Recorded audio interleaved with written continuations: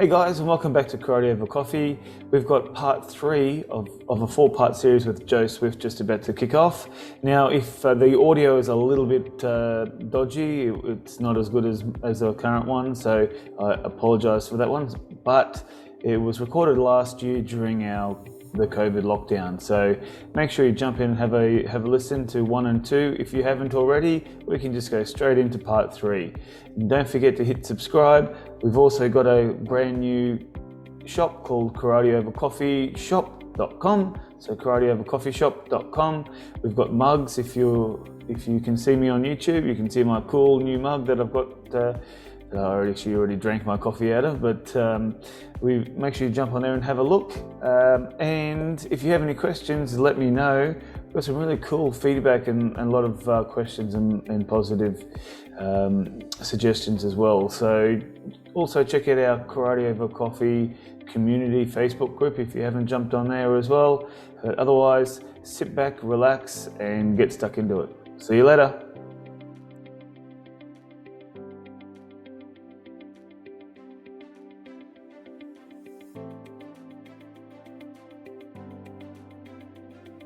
Hey guys, it's Shane from the Australian Karate Academy in Brisbane, here with Joe Swift again. So we caught up a couple months ago during a crazy lockdown. Everything sort of started to ease up where I am and where Joe is. However, I still can't catch up for a beer in person, so we thought we'd do another discussion with having a beer as well. That's it. So so today we're going to have a quick chat. Well, it's a long chat, but about the Chinese influence into the Ryukyu martial arts. So Joe's got some slides as well, and a lot of knowledge. Take it away, buddy. Well, a little bit of knowledge and a couple of simple slides. Let me see how to share this thing.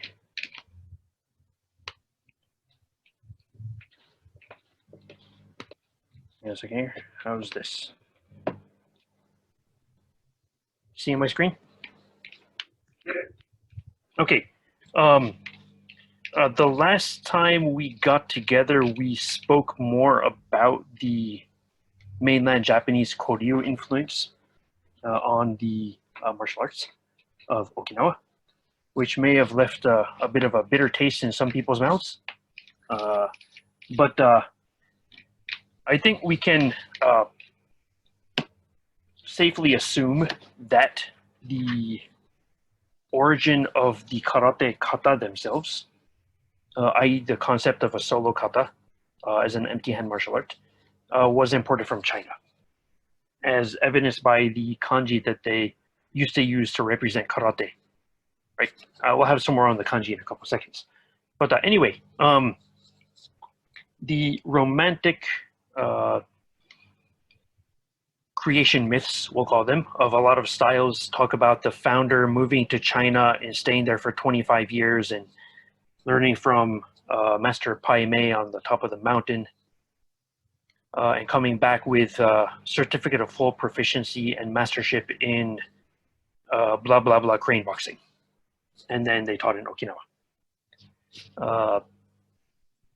Recent research into actual travels of Okinawans to China kind of refute that. And a lot of the people who were actually traveling to China in the official capacity were aristocrats who were sent to be bureaucrats. So what I mean by that is in China, okay, rewind a couple hundred years here. Yeah. Political relations between Ryukyu and China were normalized in 1392, which is also the year that China sent the infamous 36 families from Fujian province to Okinawa, where they settled and created an establishment called Kume Village. Kume Village is on the on the outskirts of Naha. Yeah. And it was kind of like the Chinatown of Okinawa. Were they sent all same time, or were they? Or was No, it? it was immigrants. Uh, They immigrated to Okinawa and they established a Chinatown. And so after the initial wave of immigrants, of course, you still have people coming in, but you will now have families of ethnic Chinese who were born and raised in Okinawa. So they're how would you call that in today's day? They're bicultural, right? So they got the best of both. And for a long time, from the 1300s all the way until the very late 1700s, I think it was 1798, the people of Kume were those who were in charge of the political relations with China and trade with China. So, a lot of the court interpreters between Chinese and Okinawan or Chinese and Japanese in the Ryukyu Kingdom were actually from Kume or educated in Kume. So they could speak fluent Chinese and fluent whatever language was spoken in the court of Shuri, which was the Shuri dialect of Okinawan, which is basically ancient Japanese. Yep. Anyway, that being part of it, you have from Kume to China what they call the government-sponsored exchange students. So every few years, a couple of people were chosen from Kume to be sent on the government dime to study politics in Beijing. Right, so what happens is you get on the boat from Naha and you travel almost due west to Fujian. When you arrive in Fujian, you spend some time in the Ryukyukan, which is kind of the Okinawan embassy to China, right, during those days. Then you make your way up to Beijing with your your entourage, or you of assistants and bodyguards and local Chinese guides and all that. And so if you were chosen by the government to be a student in China, you were most likely ethnic Chinese from Kume, and you were sent to study politics, Yep. Not martial arts. Yep. Outside of that, there was also the people who were sent to work in the Ryukyukan, the Okinawan embassy to China, and they were sent, to be bureaucrats. Right. So once they got to China, they were there for, I think, like the standard tour of duty was a year or so, or maybe a year and a half. I have to look that up exactly, but you weren't there for very long. Outside of that, not a whole lot of people were actually allowed to go to China.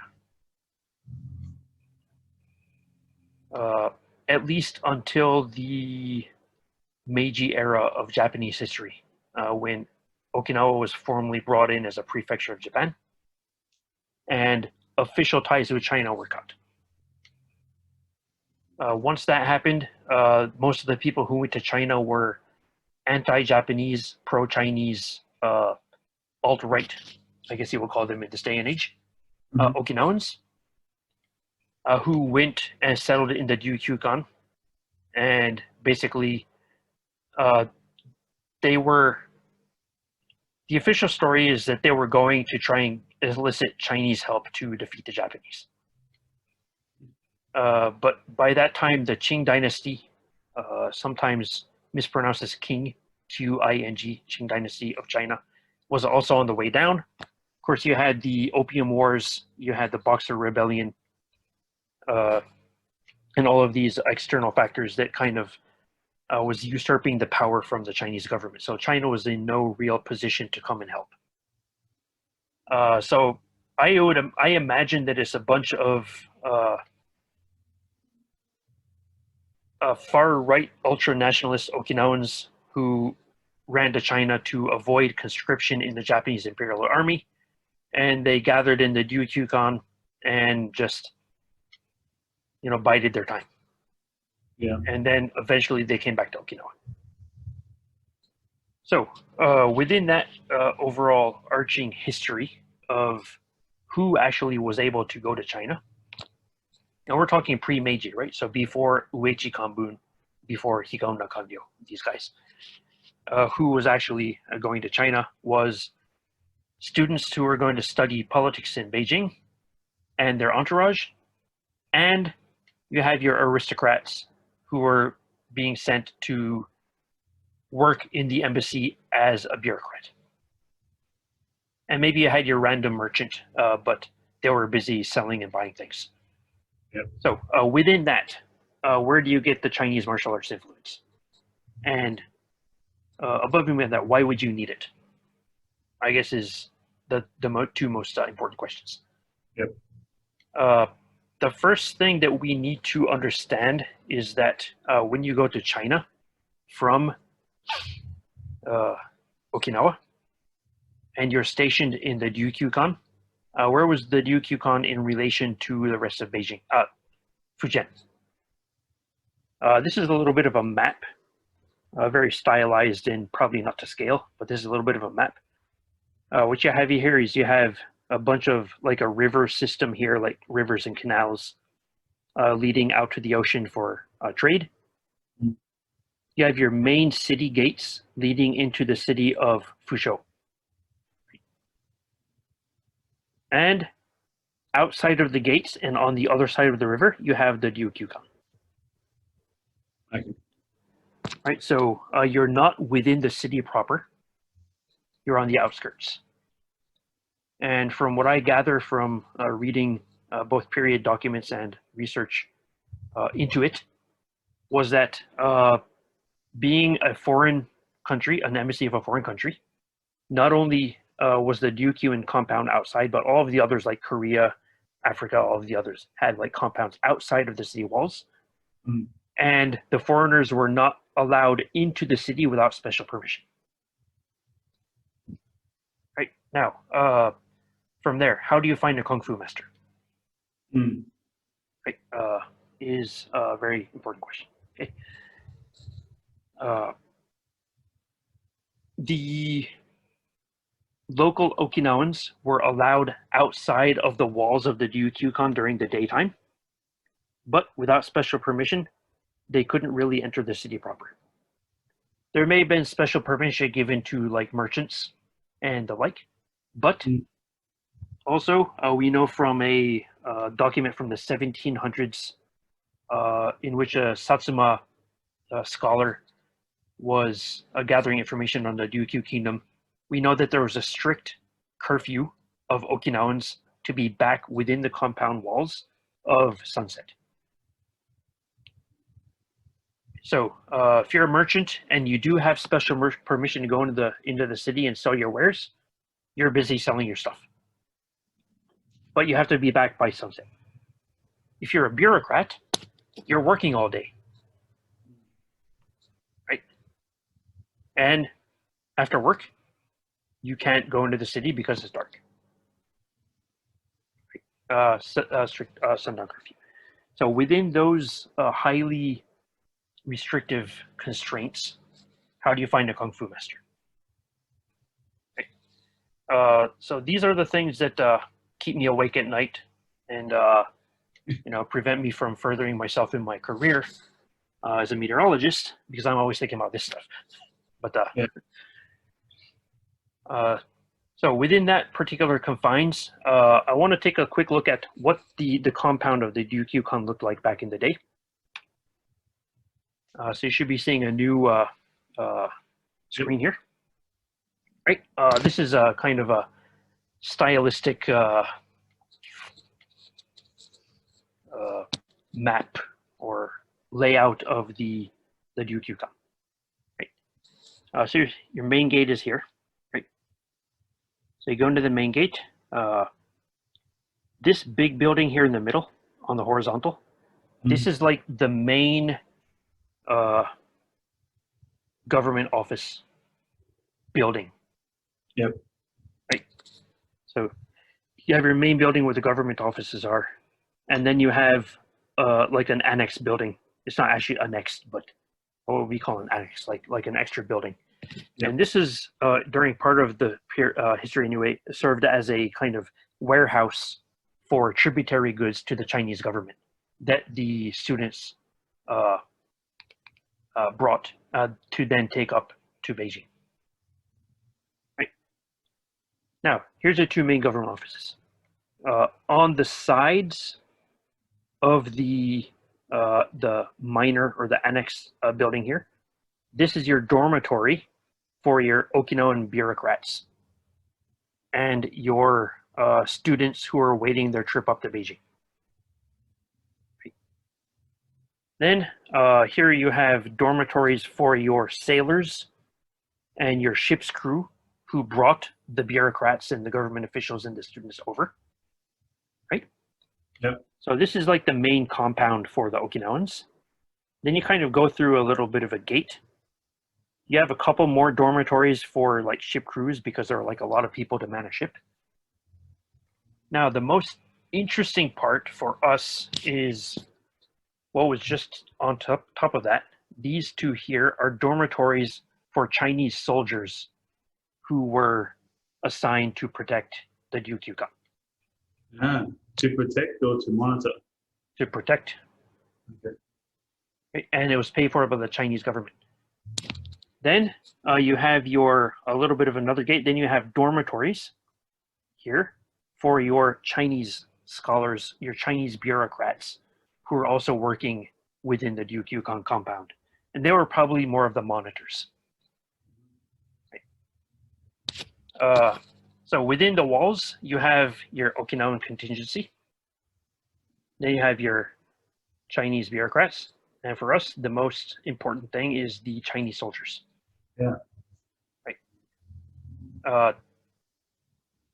The Chinese soldiers, at least according to the research of a man named Iha Fuyu, who is known as the father of modern Okinawan studies. He wrote a couple of forewords for Funakoshi's books, and he wrote a couple of articles that mention Funakoshi and karate and all that. So he was around back in the 20s and 30s. According to his research, the military protectors of the Ryukyukan was a kind of military regiment called the Green Standards Army. Right. The Green Standards Army was actually mainly Han Chinese, but they also had some Manchus and some Muslim Chinese contingencies in it, depending on the region they are. But basically, it was formed from the ex-soldiers of the Ming commanders who were defeated by the Qing dynasty.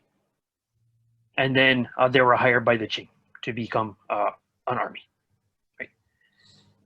So we're talking like really old ancient Chinese history. Not ancient, but medieval Chinese history. And this Green Standards Army, they had regiments throughout China. So that was one of the two main Chinese armies at the time. The other one being the Eight Banners Army, which is more of a Manchurian platoon, and that was more in the north. Right? Yeah. So your Green Standard Army guys are here. So they're army guys. Once the Qing took complete power and there was no more real civil war in China, they also acted as the country's kind of peacekeeping force, so your law enforcement, police, etc.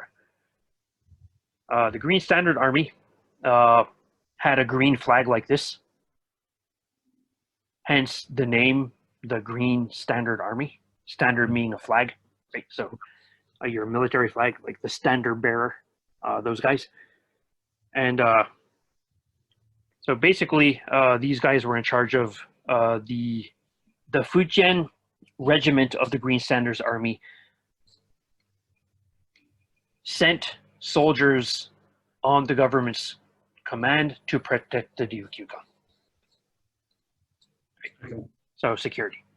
Now, if you are in the Ryukyukan, right, and you're stuck in there all day for work, and you can't go out at night, Mm. who are you going to learn Kung Fu from?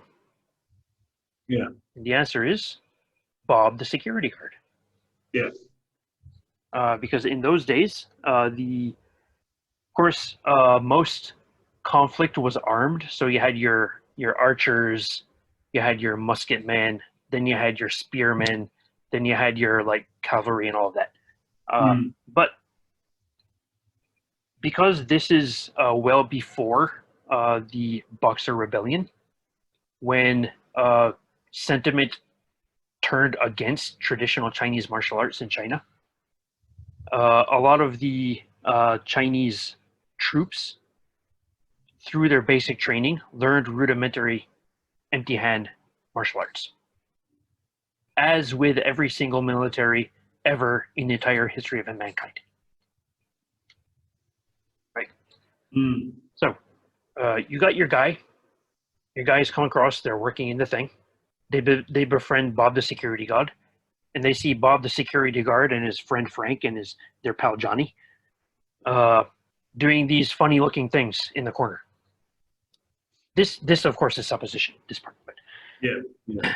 And a lot of times, because you're on a member of the Shuri of the Kume and later the Shuri gentry, you already have a little bit of martial arts training in Okinawa, especially if you're in the employ of the king and you received a sword, Japanese sword. So you learn Jigenryu and all that, right?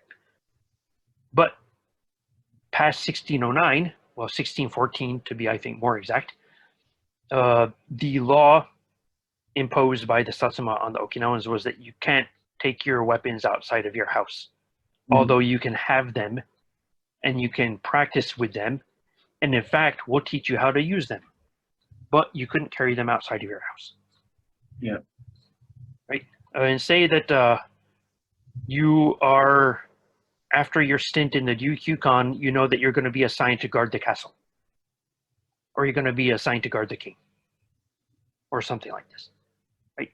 You're probably going to need some kind of weaponless martial arts training, so that you can negotiate not only grappling range, which is where most traditional martial arts, I believe, started from.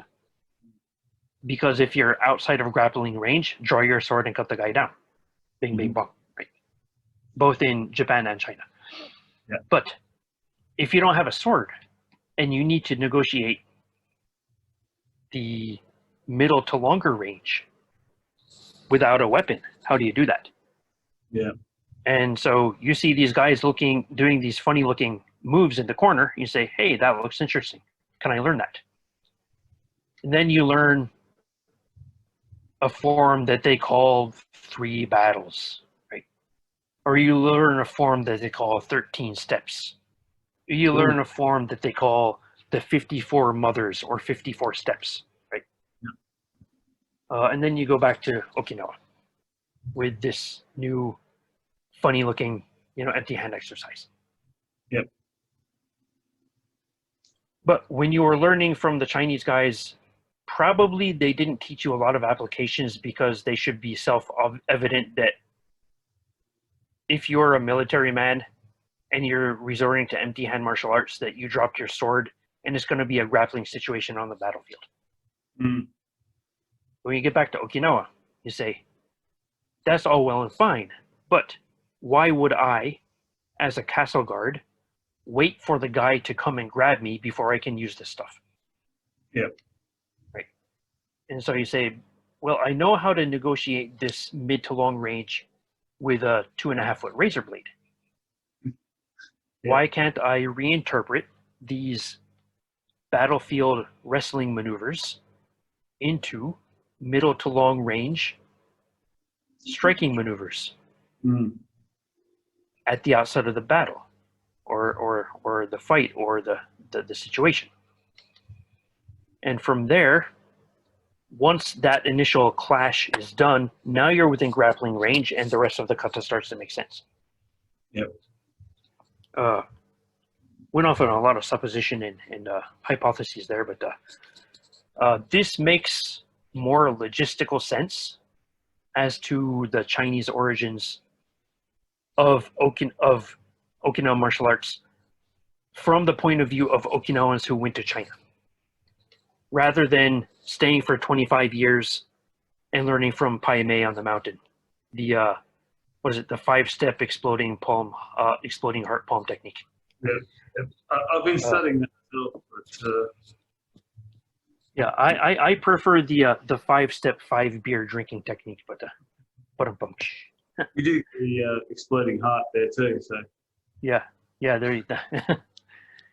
Or at least a couple of blood vessels in your brain, right? But yeah. So this is one of the things, right? Bing, bing, bong. So if all of this hypothesis is true, because I can't hear, why is my screen not going? There you go. Oh, went too far. Okay, Green Center's Army. So, yep. Gonna jump around a little bit in the discussion here, and we're gonna go to a linguistic lesson. Guess what that says? Is it karate? It's karate or tode. Right now, instead of me telling everybody what it means, I'm going to do this, and I'm going to jump to a link. Let me share this other screen here.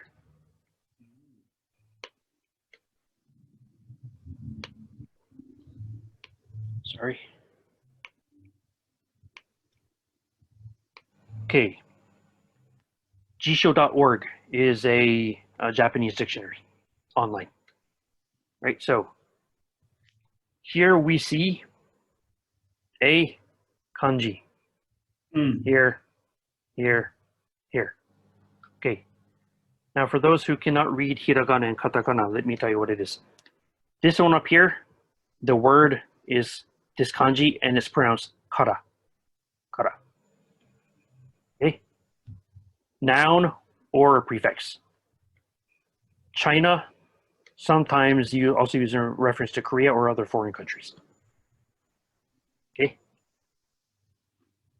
Down here, same kanji, pronounced to. Refers to the Tang Dynasty or China/foreign country. Mm-hmm. Right? For our purposes, actually, let me show something interesting. If I go down here and I find this word says karate, it said other forms, that kanji. Hey, bing, bing, bong.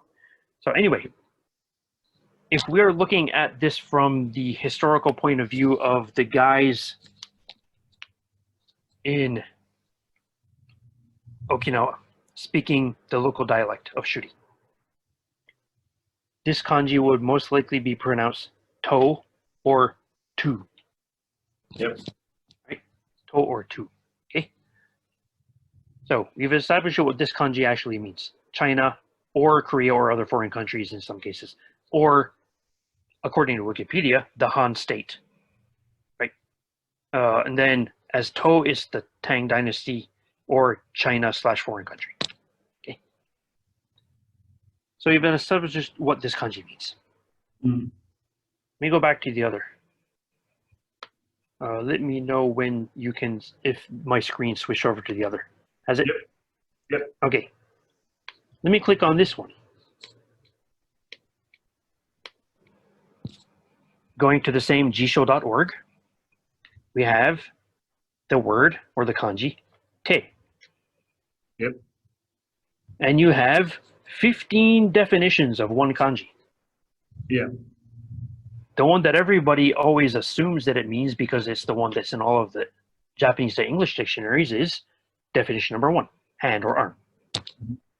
Right? So, karate, empty hand. Okinawa te, Okinawan hand. Tode, Chinese hand. But does hand make sense when you're talking about the piece of your arm past the wrist to the fingertips? Right? Yeah. There's a 4-paw or 4-leg animals, right? Same thing. A handle, right?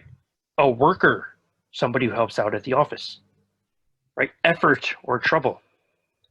The one that we're interested in this particular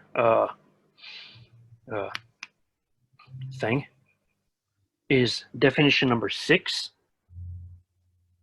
A means, a way, a trick, a move, a technique, workmanship.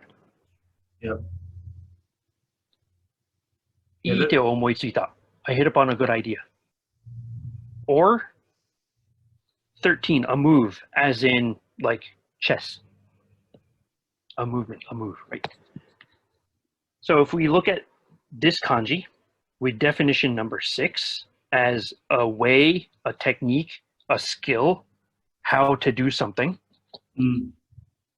And we know that te in the Okinawan dialect in some contexts represents martial skills, martial arts. And we combine these two kanji. It no longer becomes Chinese hand, which means, you know, it sounds like you're doing an autopsy on somebody from China, and you take off their hand. Small hands, China. But now it says Chinese, contextually speaking, martial arts. Right?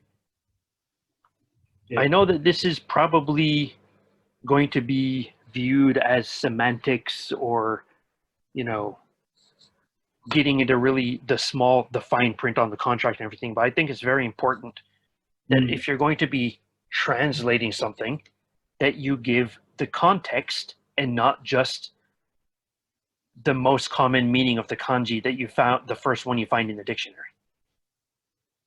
Yeah, that's right. Yeah. So, Chinese martial arts. Right.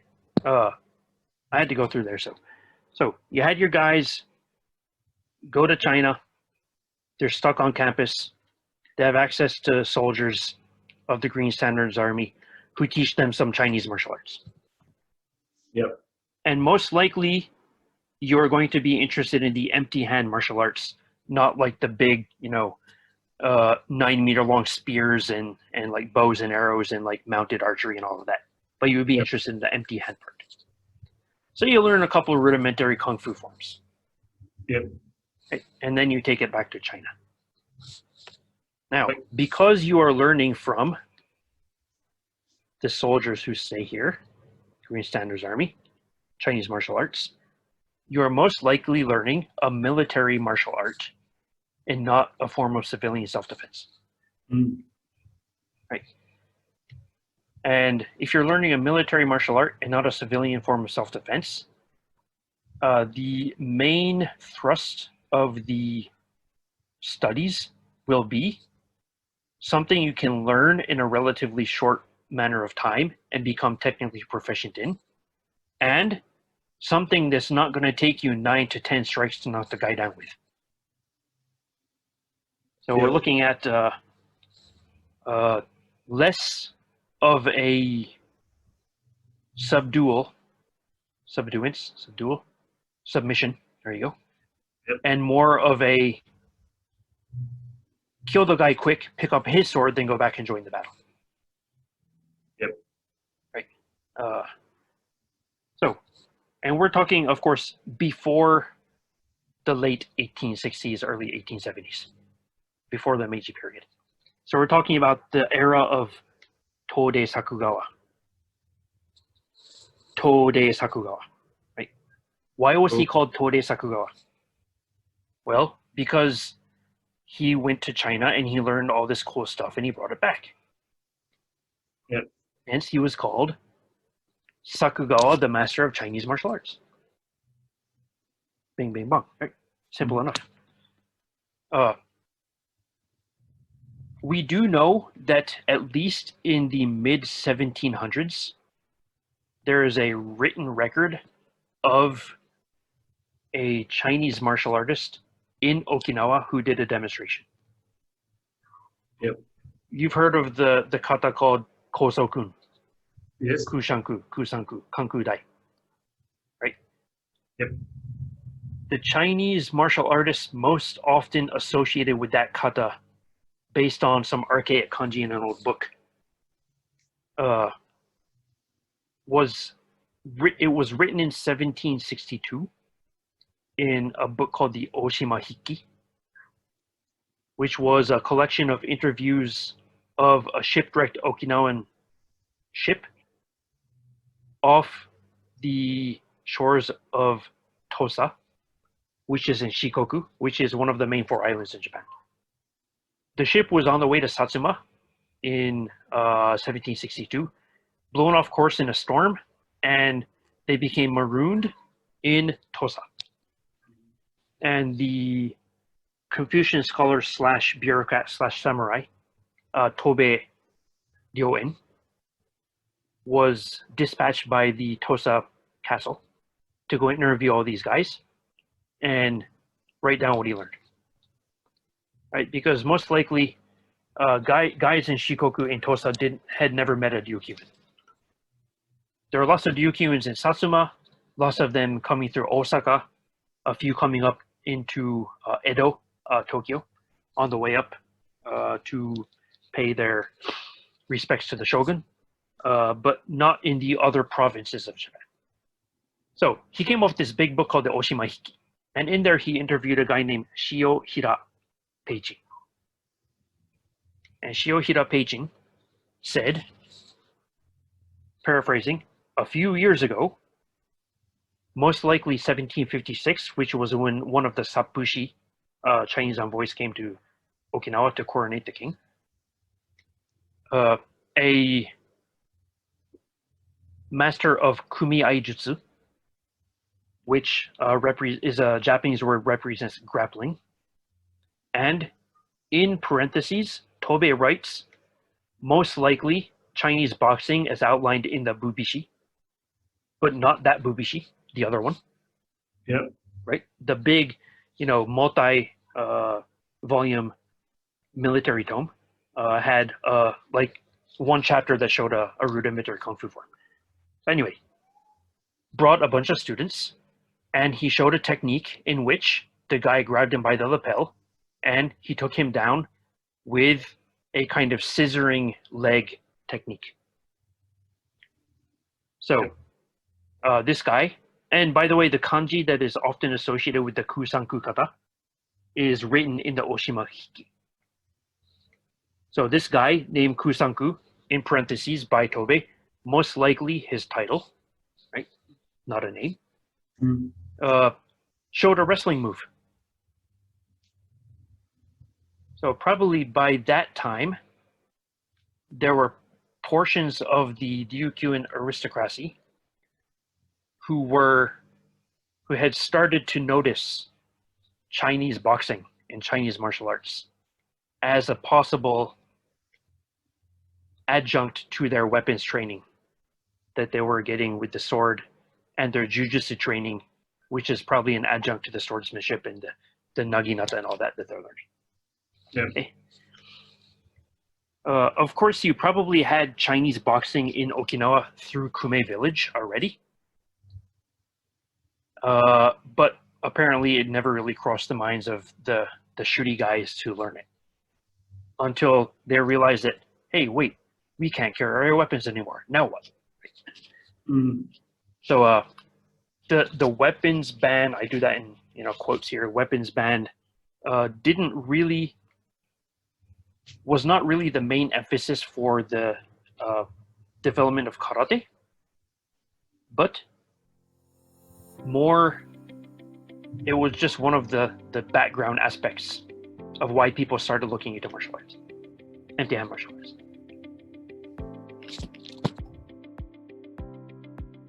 Well, that was part 3 of a 4-part series talking with Joe Swift. Hope you enjoyed it. Go back and listen to it, make notes. There's many things to sit there and really think about. Obviously, we've got part 4 coming up very shortly as well, so stay tuned for that. Until then, I'll speak to you next week.